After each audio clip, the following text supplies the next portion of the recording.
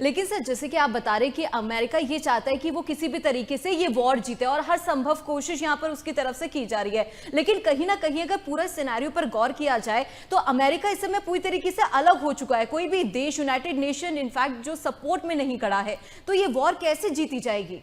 और ये भी दावा अमेरिका की तरफ से किया गया है कि हम जो ईरान का एयर स्पेस है वो पूरी तरीके से कब्जा चुके हैं, लेकिन जो ग्राउंड पर रियलिटी वो कुछ और है।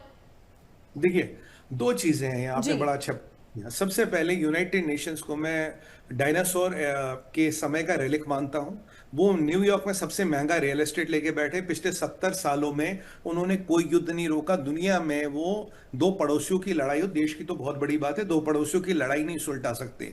यूनाइटेड नेशंस में जो P5 है, जब तक किसी एक ने अंगूठा लगा दिया, आप 199 मुल्कों के एक साइड खड़ा कर लो दीपाली जी, और मैं P5 का मैंने मना कर दिया, सारा मामला खत्म। यूनाइटेड नेशंस की जो कार्यशैली है, जो काम करने का तरीका, माननीय प्रधानमंत्री मोदी जी भी कह चुके हैं, वो निरस्त है, वो बेकार है। वर्ल्ड वॉर 2 के बाद के एरा का बना, उस टाइम के बना के रूल्स आज इंप्लीकेबल नहीं है। भारत जैसे देश को अगर P5 में आप नहीं बिठा रहे हो, फर्क ही नहीं पड़ता। भारत को कोई फर्क पड़ता है? यूनाइटेड नेशंस क्या कहता था? भारत को फर्क नहीं पड़ेगा तो अमेरिका को कहां से फर्क पड़ेगा? तो यूनाइटेड नेशंस तो अब आप मान लीजिए निष्क्रिय हो चुका है। गुड, एक नोशनल वैल्यू है। एक जैसे आपके हमारे घर में विंटेज गाड़ी खड़ी होती है ना, जिसको हम बस अपने गराज में रखते, कार चलती नहीं, बट हाँ कोई आता, देखो जी हमारे पास 100 साल पुरानी गाड़ी है, अच्छे डेकोरेशन आइटम है वो।